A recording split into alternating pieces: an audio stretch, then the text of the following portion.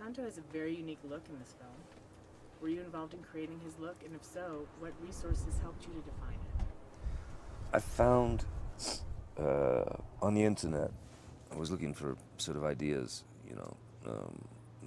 for the character Tonto. The Lone Ranger project was dead at the time. It had sort of fallen through the cracks.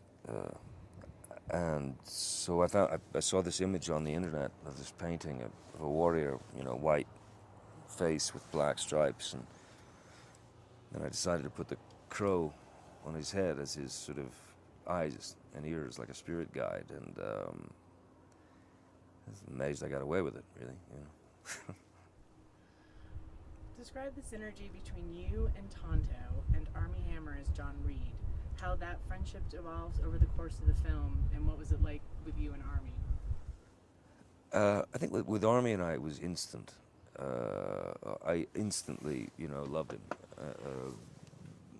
I loved, first and foremost, I loved the fact that the way that he attacked the character was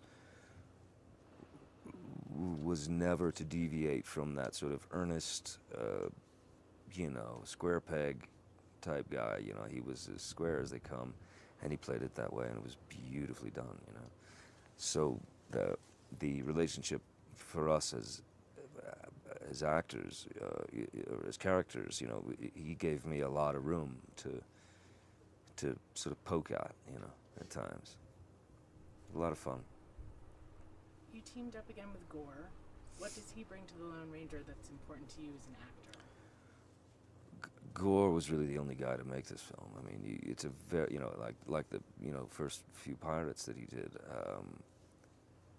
There was just no one else that could have come close to fitting all this information into this, couple-hour thing, with as much kind of insanity and mad action sequences and also, real life tragedies of, in terms of character histories and things like that. His attention to detail is I've never seen anything like it. He's incredible. Was the experience just amazing, being able to almost kind of go back in time in a way to participate in a John Ford-esque Very much epic so. Western When you're tale? standing in the middle of Canyon de Chelly and this unbelievably important, sacred place for the Navajo, and you have access to it, and no white man has been there, in God knows how many years, and you're invited in there. You've entered a completely different space and time. You're no longer in 2013. You're somewhere else. If you had to pick one scene in The Lone Ranger that was your favorite to film, what would it be and why? Jeez. I don't know. I don't know. I had a good time. It was fun. It was myself, Armie, and Helena.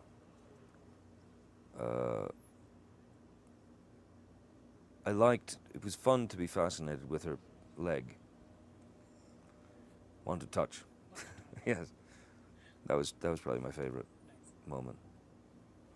That's well. What can audiences expect when they walk into the theater to see The Lone Ranger? I mean, nothing you've ever seen before. That's for sure. In terms of cinema, it's above and beyond. It's I just don't think there's anything else like it. Certainly not a Western. But I just don't think there's any other thing like it. It's like it's as if Gore has created his own cinematic language.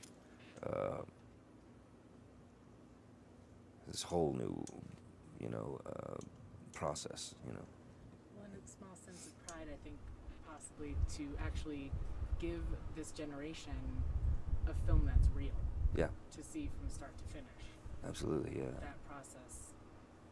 It's also great. I mean, what's great about Gore, aside from the fact that he worked like a dog making the film, and just, of course Jerry, we were all there in the mud together, but nobody ever deviated in terms of pay. We paid very close attention to the right way to do things in terms of the Native American, in terms of respect and for their dignity.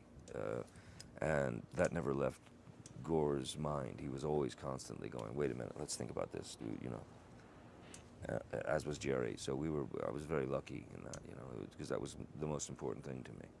But even Gore, with all that weight on his shoulders, he had that very prominent in his approach, you know. It's amazing.